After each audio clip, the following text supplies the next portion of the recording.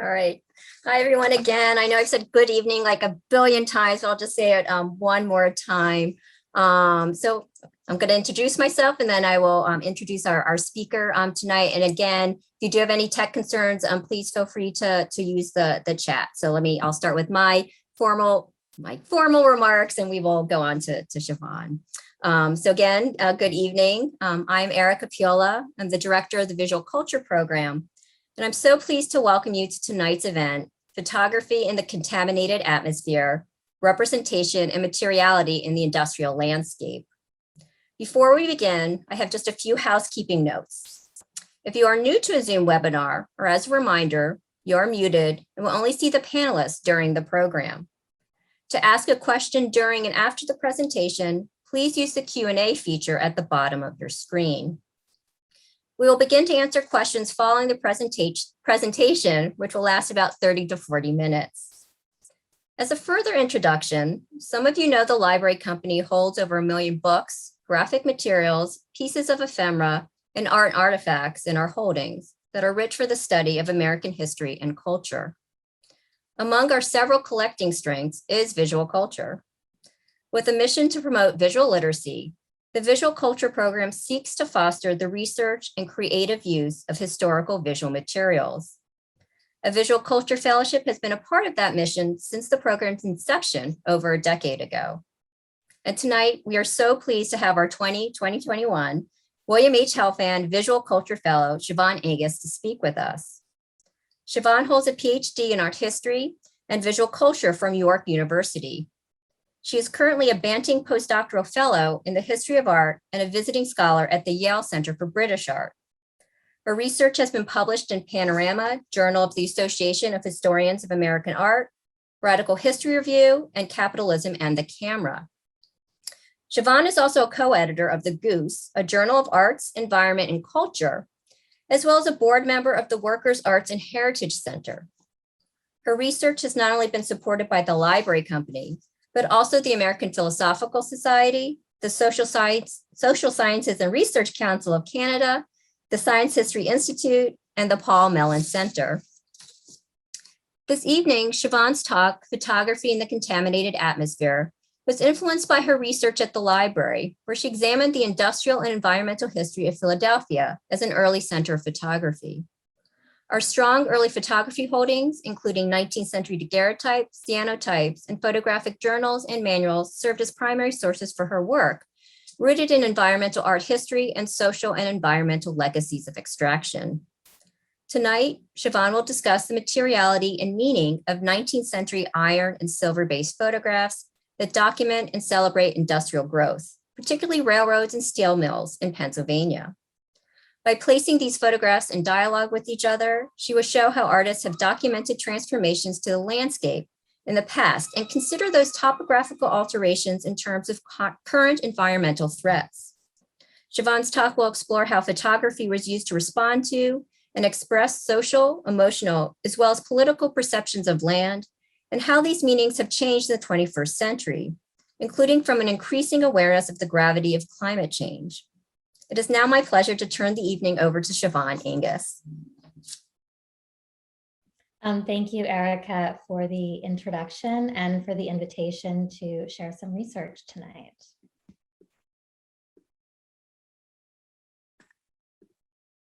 My research at the library company and the material for today's talk are part of a larger book project called Camera Geologica.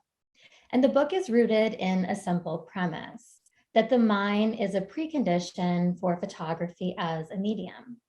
Since its inception, photography, both analog and digital, has relied on both large and small scale extraction. Natural resources are used in photography as light-sensitive materials, developers, and metal plates. Materials like gold, silver, iron, mercury, platinum, and uranium were all important materials. Today, this link continues in the dizzying array of metals and minerals used in smartphones and digital photography. So the metals and minerals that are extracted provide the raw materials for photography, which establishes this very essential link between photography and mining. And it's this material connection that my talk centers on today. So rather than take the ubiquity of mined materials for granted, my research really focuses on their materiality, their extraction, but also the social, political, and cultural imaginaries that accompany them. Through this, I'm interested in what new histories emerge if we shift the focus from the role of light, the camera lucida, to the role of minerals, the camera geologica. So today I'm going to cover some territory that will be quite familiar to patrons of the library company, looking at railroads and bridges and steel mills, but from a slightly different perspective. I want to think about the representation of industry through a material lens, through a case study of 19th century photographs that document and celebrate industrial growth in Pennsylvania, really centering on railroads, bridges, and steel mills. And I do an eco-critical or environmental reading of these images, which considers not only the environmental impacts of industry, like laying the railway or refining iron into steel, which were of course considerable, but also the environmental impacts of making the image, which is of course not to make a direct correlation in terms of impact. But I'm going to situate cultural production in an eco-critical framework, revealing an interplay between materials, histories, and both extractive and artistic labor. And a significant consideration in environmental art history has involved the study of the material properties of art objects and the environmental implications of the use of materials. And by following materials, unexpected connections between images emerge across genres, geographies, and temporalities. So today I want to follow iron through the library company collection and Pennsylvania's landscape. There's a few detours on this journey though, because iron, as I discovered in my research, is a slightly stranger material than I initially would have thought. So I start with iron because it's the raw material of industrialism. Coal is its fuel, but cheap and plentiful iron provided the scaffolding for the emerging industrial economy. And iron was an essential product in industrial projects like steam engines, railways, and ship's hulls. It was also an important material in photography, albeit one that was never used as prominently as silver, which is the key light-sensitive material in analog film. In a silver print, silver halides are chemically darkened to blacken silver, which form the print itself. But there's another method invented by Sir John Herschel that uses the light-sensitive salts of iron rather than silver. These iron-based methods are known as Cyderotypes, from the Greek word for iron. The most prominent of these methods are the platinum print and the cyanotype, or the blueprint. But silver is the only material that allows for capturing a negative instantaneously in the camera, due to the remarkable light sensitivity of silver halides. In contrast, iron-based processes have a low light sensitivity, which requires longer exposure times. As a result, an iron-based print requires a secondary reaction to set the print, as in platinum prints, where platinum salts are reduced to the metal. In the cyanotype, like the image on the slide, the image is fixed by forming the pigment Prussian blue. Iron-based processes are also more effective as contact prints produced from same size negatives. So they require a slightly larger format camera. So as cameras became smaller and more portable, silver was, of course, a much more suitable element. But iron had one advantage, and this is that the archival permanence of iron-based processes is much higher than silver-based processes. And this is the sort of entry point into today's talk. So before we turn to Pennsylvania, our story begins in England. In 1784, the Scottish inventor James Watt patented the steam engine, which connected coal fire to the continuous movement of the wheel, transforming heat into motion. So this became known as the era of steam, which directs our attention to atmosphere and implies a dissipation or immateriality, though it is more accurately the beginning of the fossil capital era, to borrow Andreas Malm's phrasing. So quickly, the United Kingdom transitioned to a mineral-based economy, where burning coal provided a power source so potent that it moved beyond the limits to growth imposed by the productivity of land. As we know from the perspective of history, the rapid increase in industrial growth was accompanied by social dislocation and devastating environmental effects. One of the impacts of the Industrial Revolution was a rising demand for other mined materials. So this is in addition to coal. As industrial uses augmented the traditional use of metals in agriculture, the military, and currency. And this was especially true for iron, as the steam engine enabled stronger, more refined iron, which increased its use. So the coal-fueled socio-ecological transformations of the 19th century are part of a much larger continuum of extraction. But it's the rise of fossil fuels as primary energy sources that marked this rapid escalation in the human impact on the environment. And the carbon that was pulled up smokestacks filled the sky with sublime smoke, which really made the environmental effects of burning coal very visible. And photography was invented in the aftermath of the Industrial Revolution in a rapidly transforming world that was marked by the expansion of European imperialism and the global spread of capitalism. These transformations required new forms of representation and meaning making, and photography emerges in part from these socioeconomic shifts. But the rise of a mineral-based economy also complicated emergent photographic processes in material ways.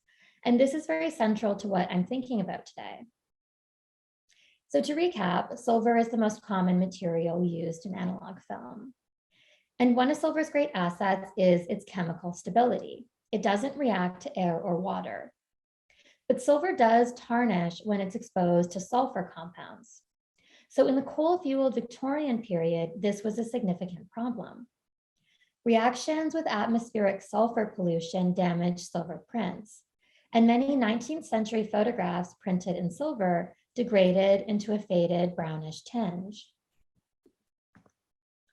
The photographic news called the vitiated sulfur-filled atmosphere of industrial cities as one of the major challenges facing photographers, reminding readers that the photograph is, after all, but a thin film of metallic silver, and silver of all the metals is the one most prone to suffer from the actions of sulfurous acid.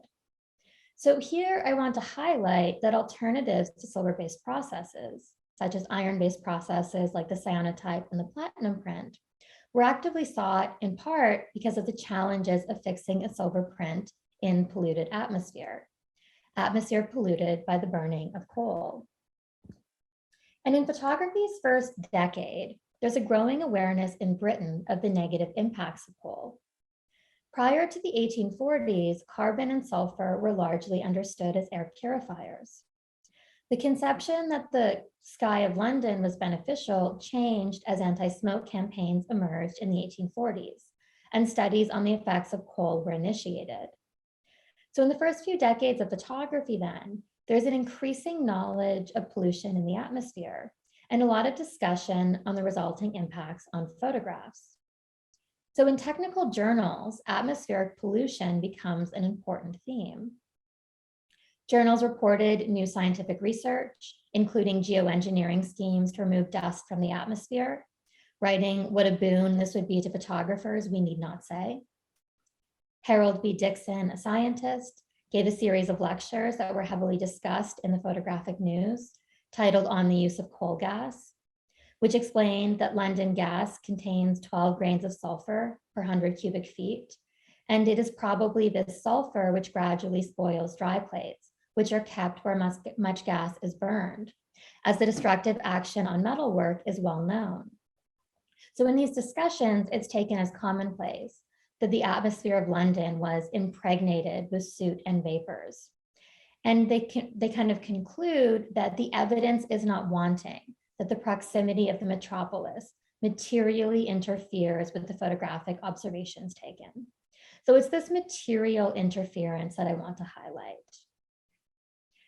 And John Ruskin's 1884 lecture, The Storm Cloud of the 19th Century, linked the polluted sky to coal combustion in an early attempt to theorize the meaning of what he called the plague wind and the plague cloud, which bring in, quote, peculiar darkness. They blanch the sun instead of reddening it. So Ruskin links the polluted sky to a moral gloom and an inability to see. As the art historian Sarah Gould argues, the storm cloud of the 19th century was an attempt to name something that hadn't yet been conceptualized, to theorize the materiality of the elements and make visible the seemingly immaterial changes in light, particle, and atmosphere. But these immaterial changes materially impacted photographs. As public concern around air pollution grew over the 1840s, daguerreotypists who relied on light exposure to make images were very aware of smog. Smog describes the murky mix of fog and coal smoke that darkened the skies of industrial centers. And smog was very commonly cited as the cause of poor quality daguerreotypes made in England, which were often dark and lacking in definition. At the 1851 World Fair, for example, American photographers won 3 of the 5 medals awarded to daguerreotypes. A correspondent wrote, "The excellence of American pictures is evident, which is to be accounted for by several reasons. In the first place, American skies are freer from fog and clouds, from bituminous coal not being much used. The atmosphere of our cities is free from smoke." So smog was probably not solely to blame for the quality of British daguerreotypes, but better light conditions obviously produce better photographs. Further, pollution isn't simply a question of light, if we remember the earlier quote, as silver is one of the metals most prone to suffer from exposure to coal smoke. And this illuminates the effect of air pollution on the prints themselves. The innovations required in photographic processes to compensate for smoggy skies also points to the ways in which environmental factors drive technological experimentation. And I highlight this link between atmosphere and the degradation of photographic prints to emphasize the importance of thinking about the object itself and how it moves through the world. Materiality includes the technical, chemical, and physical choices in making the photograph, as well as questions of display. The photography historian Elizabeth Edwards argues that photographs are both images and physical objects that exist in time and space, drawing attention to how, as photographs circulate, they're transformed by interactions with light, heat, atmosphere, and oils from human hands.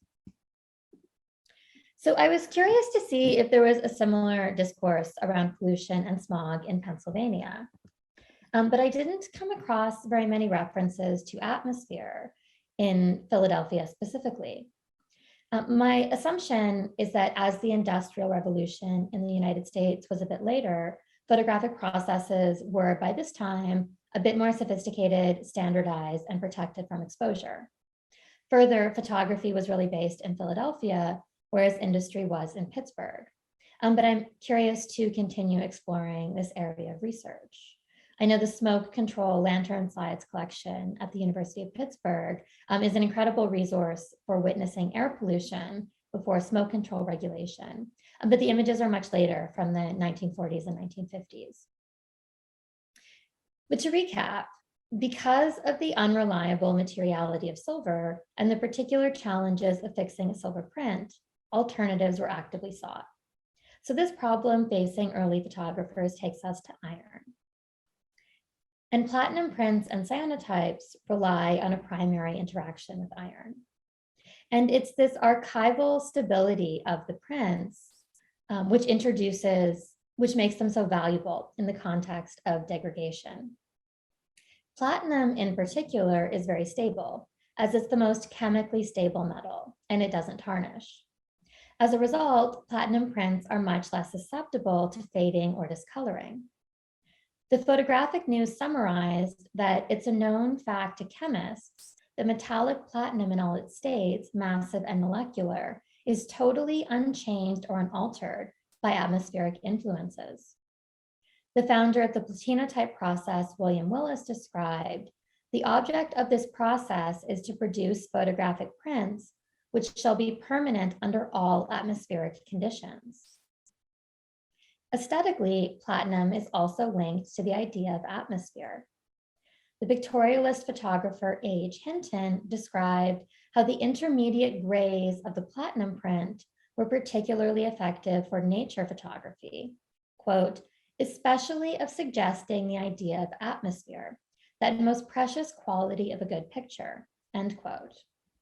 But initially, platinum prints were slow to be adopted as they were perceived as having an unphotographic appearance. The cool gray-black tonality and matte surface of the prints diverged from popular taste, which in this period had been shaped by the warm tones and glossy purple-brown finish of albumin prints. However, they became very popular with artists because of this atmospheric aesthetic. But there's one more link between platinum and atmosphere that's worth noting. Platinum is an effective catalyst because it forms bonds with many elements. In the first decade of the 20th century, the price of platinum rapidly increased with the chemist William Ostwald's discovery that platinum could be used as a catalyst for the oxidization of ammonia to nitric oxide, which is the raw material for both fertilizer and explosives. So in World War I and World War II, platinum was considered an essential metal for use in explosives, and it was banned in photography. So the rise and fall of the platinum print is directly tied to its value, which impacted its cost. Today, platinum is still considered an essential metal due to its catalytic properties, and it's an important means of combating atmospheric pollution. Platinum collects oxygen atoms and binds them with toxic carbon monoxide to create the less harmful carbon dioxide. So today, one of the main uses of platinum is in internal combustion engines. It uses 1/3 of the world's available platinum in catalytic converters in vehicles to reduce noxious emissions. So a parallel surfaces then between the exploration of platinum-based processes as a response to air pollution, their aesthetic forms, and platinum's current role in reducing noxious emissions from automobile exhaust.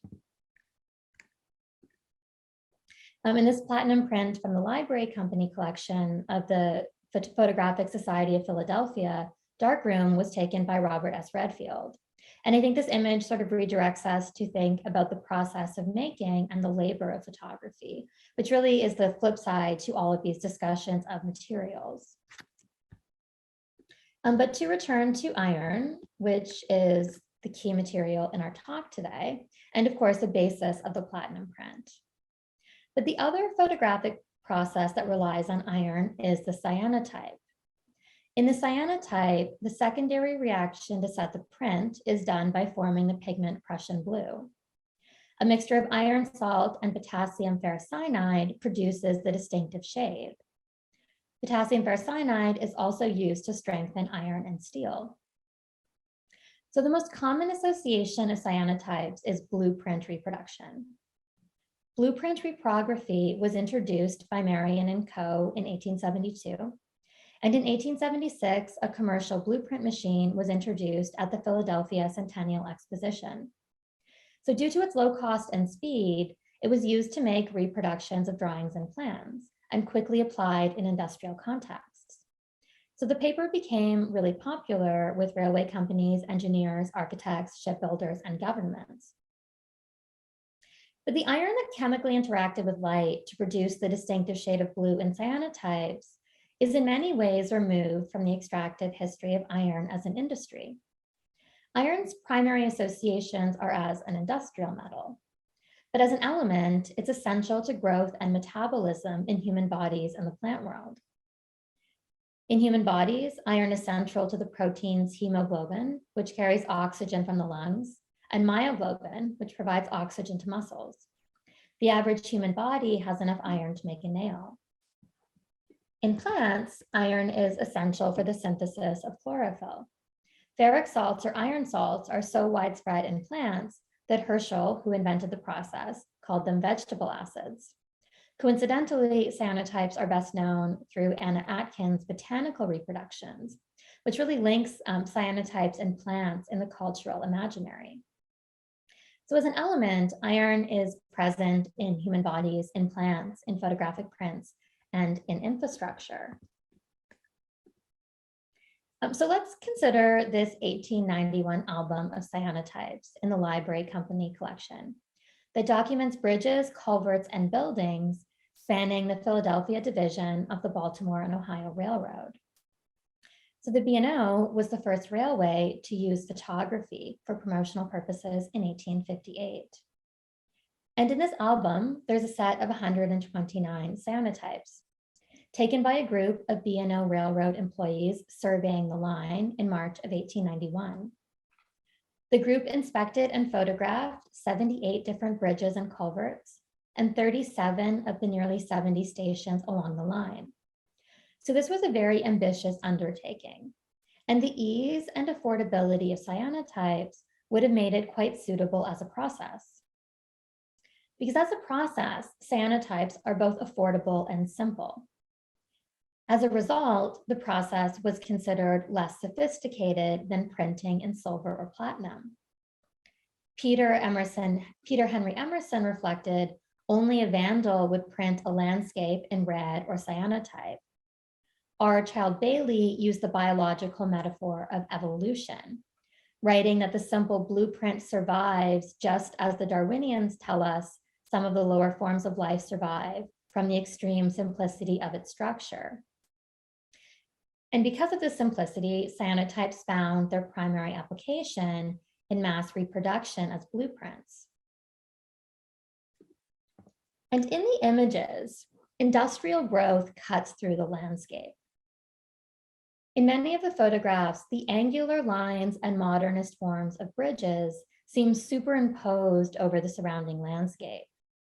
For example, a through truss bridge at South 57th Street spans the Philadelphia, Wilmington, and Baltimore Railroad track. Thick beams of steel form a crisscrossing pattern in cool shades of blue in the triangular form of the bridge. Here, the bridges are superimposed over a flat light blue sky, which is desaturated in the cyanotype print. The angle of the photograph creates a bisecting linearity between the bridge on the right and the railroad tracks on the left, which meet in the middle and extend into the distance. And so the bridges and tracks are forged in iron and steel, drawing this link between the iron basis of the medium, its applications in industrial processes, and the material foundations of the subject matter. This forms a contrast to the pleasing visual lines of a reproduction of a platinum print photograph of the Mount Gretna train station, which was reproduced in a Saturday Jaunts column also from the spring and summer of 1891. So in the album, 25 photographs document one-day excursions of the so-called Saturday Jaunters, who were employees of the Public Ledger in Philadelphia. The photographs were taken by Edward Sterling, a photographer who was part of the group. So in the print, the image serves as a record of tourism, but it really emphasizes the formal qualities of the print, these modernist linear forms, and the very subtle changes in color that are characteristic of the platinum print that made them so popular with fine art photographers. And so by 1891, when both of these photos were taken, Pennsylvania was a major industrial center. By the late 19th century, the United States had become the significant steel producer. Andrew Carnegie is perhaps the most famous for this, and he turned his attention to building bridges using cast iron from his iron mills after the fall of the Confederacy. However, stronger bridges required steel. So Carnegie brings the Bessemer process to America, the first process to mass produce steel, and acquired phosphorus-free iron. By 1899, when he consolidated his holdings under the Carnegie Steel Company, by this time, Carnegie factories were producing half as much steel as all of Britain. In 1901, J.P. Morgan formed the United States Steel Corporation, financing a merger between Carnegie Steel, Federal Steel, and National Steel. The Pittsburgh-based company was the first to be capitalized at over $1 billion. At the time, it was both the largest corporation in the world and the biggest producer of steel. So all of these changes marked a significant shift. In 1873, the United States produced 220,000 tons of steel, but this number would rise to 11.4 million tons by 1900, more than England and Germany combined. So American steel built bridges, roads, and skyscrapers and laid railroad track across the country. For example, in 1830, there were 23 miles of railroad in America. And by 1860, there were around 27,000. The development of industry had significant environmental impacts on Pennsylvania. In 1868, a writer for the Atlantic Monthly described Pittsburgh as hell with the lid taken off, as smoke from the blast furnaces polluted the air with soot and clay. The image on the slide is from Donora, shown in a 1910 photograph. Donora is perhaps most infamous for being the site of a deadly smog in 1848, which resulted in the death of at least 20 people, where thousands more fell ill, after changing weather conditions trapped industrial emissions in a 5-day weather inversion. But for many observers of industrialism, there was a more ambiguous response to the hallmarks of industrial production. And photography in particular was a really important tool to document and celebrate industrial growth. So the railroad becomes a very important theme in photography, particularly in the industrial centers of America's Northeast. And photography and the railroad both begin to emerge in the 1930s and really come into their own in the second half of the 19th century. So there's a sort of parallel history that happens. An early example is these stereographs by the Philadelphia photographer Frederick Gutekunst, who is the official photographer for the Pennsylvania Railroad. And he documented both structures and scenery for 3 of its divisions in 1875. So in this stereograph, we have human figures sort of sitting and standing on and near a locomotive wooden trestle bridge in the Bell's Gap section of the railway, which runs to the coal field in the Allegheny Mountains. So the image is a stereograph, which would be 3-dimensional, which would really heighten the momentum conveyed in the framing of the photograph. And of course, the sort of symbolic steam, which symbolizes industrial power. In other photos, we see an iron mill in the distance, framed by trees and a lake. So there's a sort of coexistence or harmony between industry and nature being developed, as nature almost mediates our view of industry. And the series documents a wide range of scenes: bridges, tunnels, stations, towns, hotels, as well as natural formations and workers' homes.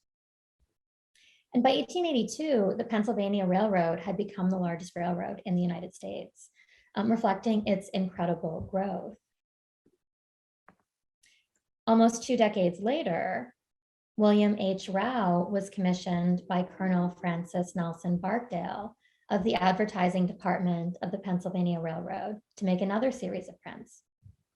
Rao took 463 photographs, primarily mammoth print albumin photographs and large-scale panoramas, while traveling in a passenger car equipped as a photographic studio. These prints are from the Library Company collection. And here we see Rao on the right. And this really extensive series was commissioned for display in the 1893 World's Columbian Exposition in Chicago, where the Pennsylvania Railroad had its own building. And so Rao summarized, railroad companies now use photography very extensively in advertising their routes. The object is to make the public aware of the beautiful scenery along the line of their roads, and by that means to tempt patronage from the traveling public. This is by no means a bad plan, and it is a great accommodation to the traveler. The shrewd railroad men know this, and they employ no servant whose labors repay them so handsomely as the photographer. This was apparently a successful strategy, as the Saturday Jaunters album shows. So here's another print from the album. We see a human figure framed by rock with a bridge in the background. So again, we have this integration of nature and industry being mediated by natural framing. Many of the jaunts were facilitated by train travel, and the columns often featured reports about railroad officials who provided the tours. So this is another context where the railroad as tourism becomes promoted. And Rao's photographs are very effective at constructing a market for leisure travel. And reflecting on the commercial origins of the commission, Rao photographs the railroad merging into the natural landscape, this harmonious vision of growth and nature coexisting. The images don't show us the upheaval caused by the railway, the expropriation of indigenous land, the labor of Chinese workers, labor unrest along it. Instead, they render it beautiful. They make industry natural.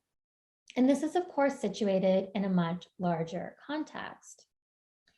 In 1895, Rao was contracted by the Lehigh Valley Railroad to photograph along its new route from New York City to Niagara Falls.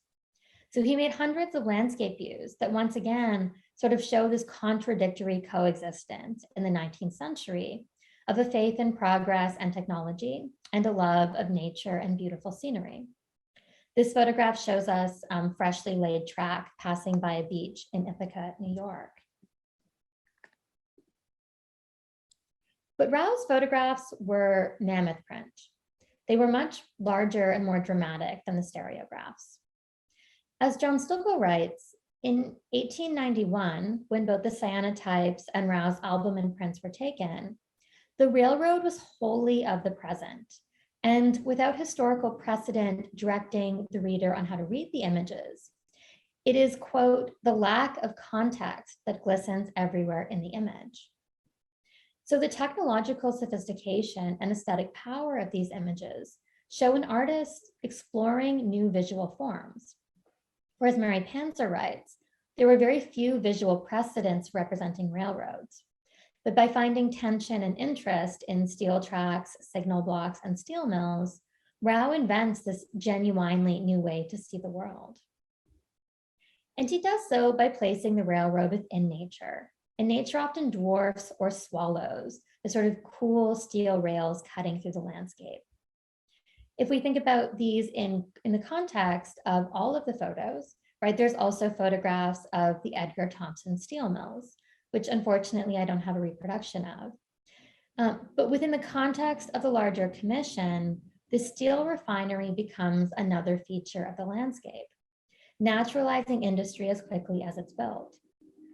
And Rao's photographs really seduce with technological sublimity, woven through the natural landscape and the photographic frame. So it's, in a sense, pulling the viewer into the future while promising that nothing would be lost. In contrast, if we look at the Cyanotype images, the emphasis is very much on the power and solidity of the steel construction. So here, photography is applied to document industrial power, not to normalize industrial development through aesthetic harmony. In the Cyanotypes, we almost see industry conquering nature.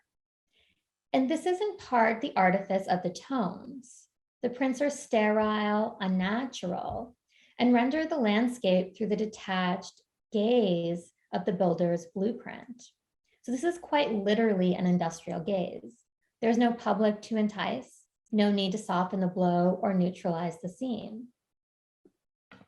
Over the course of the 20th century, the industrial sublime developed into a significant photographic genre, reflecting this fascination with the power of industry and a modernist interest in structure and form.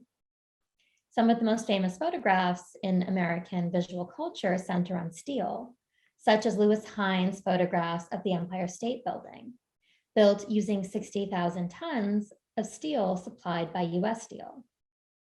And the glorification of the worker and industry in early 20th century photography really celebrated the progress of industrial capitalism and the wealth produced by fixed capital investment. But today, the industrial landscape, and by extension, industrial photography, often evoke nostalgia.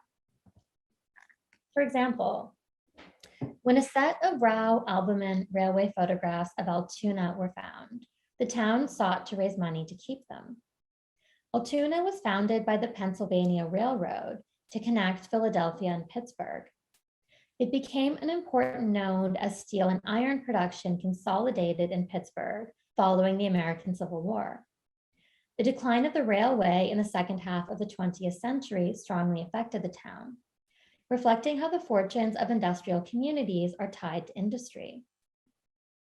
Today, Altoona, like many former Steel Belt towns, is economically depressed. And it's this context of slow economic decline that Rau's photographs were celebrated. Mary Panzer uses a geological metaphor, describing Rau's work of Altoona as a fossil record to be deciphered. As Panzer reflects, these optimistic renderings of technology in equilibrium with nature were crucial to understanding the origins of the present depressed Rust Belt town. In many ways, Altoona's most valuable legacy was its past as Rau has preserved it. And that's a direct quote from Panzer. But materially, Rau's prints evoke nostalgia. His choice to use album imprints reflects a conscious linking of his photographs to the earlier era of Western expedition photography, whose distinctive purple-brown hues in the album imprint had largely been displaced in this period by the more modern silver gelatin print.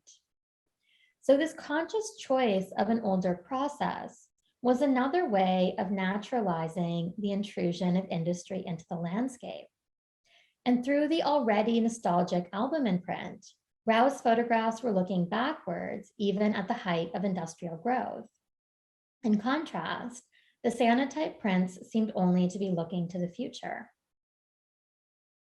So what to make of these images and these processes now? The rapid pace of environmental degradation in our current moment prompts an ambiguous reconsideration of the ambiguous ways that artists have documented transformations to landscapes in the past.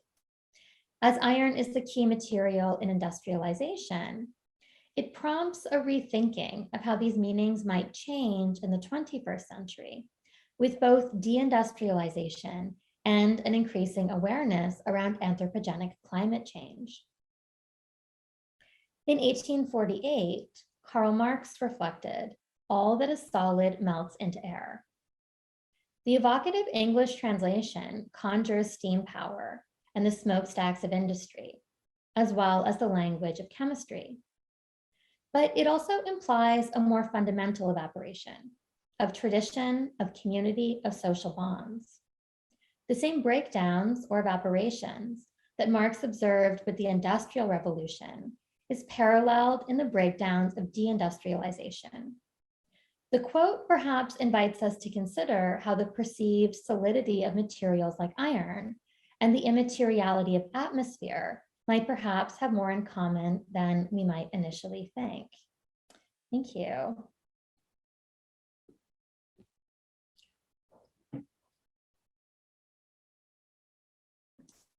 Thank you so much, Siobhan. That was great. So we now do have some time for some questions, and so I will give folks a little bit of time to please put your questions in the Q&A section. And so to kind of get things started off, if you will so indulge me, Siobhan, I was going to ask you a question. I guess I have two maybe that are sort of maybe parallel each other or complement each other.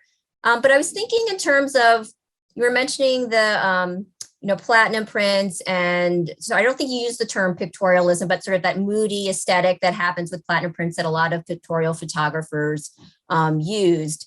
And I was then thinking about like the earlier photograph you showed of the smog, I think, which is from like the 1940s, or the 1940 smog picture, which I think might have been England. So it got me thinking about, okay, the smog sort of has that kind of aesthetic, that moody effect that is happening with pictorial photographs. So I was wondering if you could just talk a little bit about, which you did talking about, like the beauty of pollution and how, that, when the photographer is taking the shots of the steam for the steel works or for the train. I mean, I think, at that time, they're not trying to, document the pollution that's going into the air, but sort of showing, kind of the beauty to it or the power to it. So if you don't mind just, talking a little bit more about the beauty of pollution.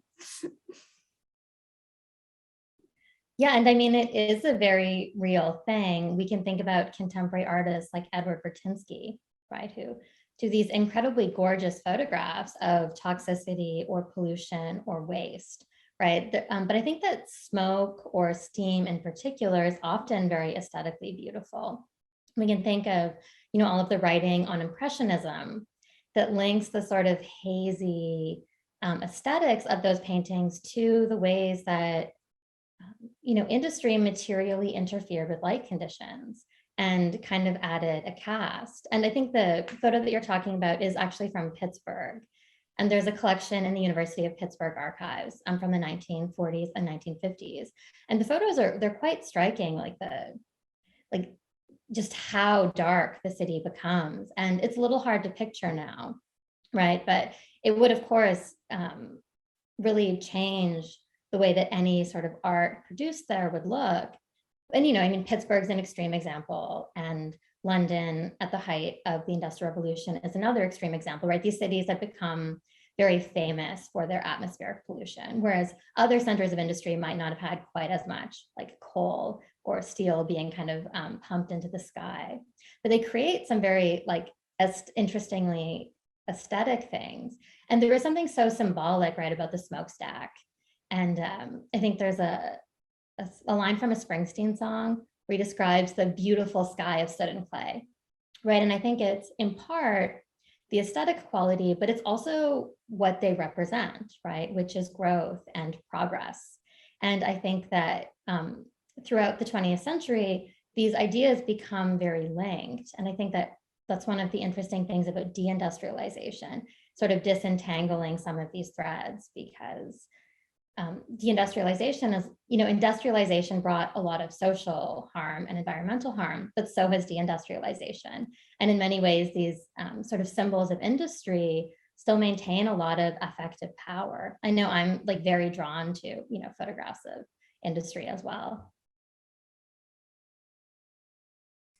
Thank you. And I do have a couple questions in the Q&A. The first is sort of an observation from earlier talking when you were talking about the distinctions between Philadelphia and Pittsburgh as industrial centers, and Philadelphia more so with photography, and Pittsburgh industrial. And so there was sort of the comment about Philadelphia was considered the workshop of the world. So I don't know if you want to sort of tease that out a little bit, what you were meaning by Philadelphia as a center of photography versus Pittsburgh as a center of industry. Oh yeah, and thank you, Nick, for that clarification. I was thinking very much about steel mills and the sort of the particular aesthetics of Pittsburgh as a very uniquely smoggy city, specifically in the context of atmospheric pollution. But I was a little surprised considering how prominent the discussion of atmosphere is in British journals, that I didn't come across very many references to it in, say, the Philadelphia Photographer, because I would imagine that, they were also burning coal and other fossil fuels, and there is a significant amount of industry. So I'm not totally sure why that distinction happens, or if it's just because in England, it was such an extreme problem and the discourse was very prominent that just trickled into photographic discussions. But I'm curious to do more research to tease out some of those distinctions. Thank you, Siobhan. And a couple more questions. Where did artists purchase their materials, and photographers? That is a good and complex question that sort of changes considerably over the period that photography is practiced. And one of the things that I did at the library company was sort of go through their very extensive collection of photography journals. And I know that Cappy Minty, who I think is a former library company fellow, has also done really extensive research on going through those journals and tracking the sort of transnational flows of materials, because they're coming from very different places. And platinum is the most sort of famous example, because a material like silver has a very complex supply chain, and it becomes almost impossible to trace where those materials are being extracted, where they're being refined. There's a lot of companies or smaller chemists that would be doing that. But platinum is very rare, so its supply chains are very limited. Prior to the 1920s, almost all of it came from Russia. There's one supplier in England, Johnson Matthey, and they really control the platinum supply chain. So when platinum becomes a strategic metal, access to platinum in photography gets completely cut off. So there are these ways in which, the sort of larger structural conditions and the value of materials really impacts what's used in photography. And it's sort of just as platinum processes are really sort of coming into their own, becoming very popular in pictorialist aesthetics, really developing this particular way of picturing the world, that they sort of have to start adapting the kind of platinum processes with other metals like palladium to try and work around these things. I think access to materials is such a huge question that we often don't think about when we think about photography's visual forms. But of course, they're so limited by what's available, how much things cost. And as things become more popular, they start to become like more expensive, or if other uses are discovered, they become more expensive as well. Thanks, Siobhan. And I think you answered, because there was a sort of like a follow-up to like, did access to materials influence substantially their choices and the types of photographs they produce, which I think you've answered as well. And I was just thinking again about, in your talk, you were talking about, iron and the human body. So like, these, the minerals or, chemical, well, I'm going to go sort of to like, okay, the minerals, the relationship with photography and the human body. But also, with early photography, it's also thought of like, these poisonous chemicals that the photographers are using. And I know that wasn't, specifically discussed in your talk, but I wonder if you could talk a little bit more about that, connection between the human body and photographic, the minerals and the chemicals and, that kind of, I guess, physical destruction as opposed to environmental destruction, if you would, again, so indulge me. No, it's a great question, because I think that, again, often when we think about materials, especially an industrial material like iron, it seems very removed from anything like embodiment. But of course, one of the things that links photographic labor and extractive labor is industrial disease, because in both of those contexts, workers were exposed to incredible amounts of chemicals or other pollutants. I think one of the earliest studies on occupational disease looks at a platinum paper factory, because platinum was an incredible irritant. So photographers are kind of included in this larger study of, also miners and people working in chemical industries, which really sort of links these histories. But iron is interesting because it is this element that moves between all of these registers in somewhat unexpected ways. In the Arcades project, Walter Benjamin engages with A.G. Meyer's writing on the materiality of iron. And he describes the ferments of a disquieting instability in iron's material transformations. And there's a sort of paradox because, iron is in some ways, right, it's one of the strongest materials we have. But to make it strong, it has to be worked, right? Iron has to be forged. So there's always this element that in a way connects iron to human ingenuity, to industrial power, which sort of separates it out from histories like of precious metals like silver, gold, or platinum, where their sort of value comes sort of more innately. So I think that there's an interesting instability when we think about iron and the various places it shows up. You have to think, for me also, when I was learning about cyanotype photography and thinking about like, oh, this is, more iron based, you think like, well, this should be red. It shouldn't be blue. that was a way for me to actually kind of remember that it's the iron used in cyanotype, that it's blue, because I was thinking it should be red, iron is red, but no, it's blue. But anyway, I'm going off on a little bit of a tangent here. I do have another question for you, and it's how does Rao's photos of PRR and LVRR contrast to his photography of world fairs and expositions, such as the Colombian World Fair? I'm not sure if that's something that's part of your research.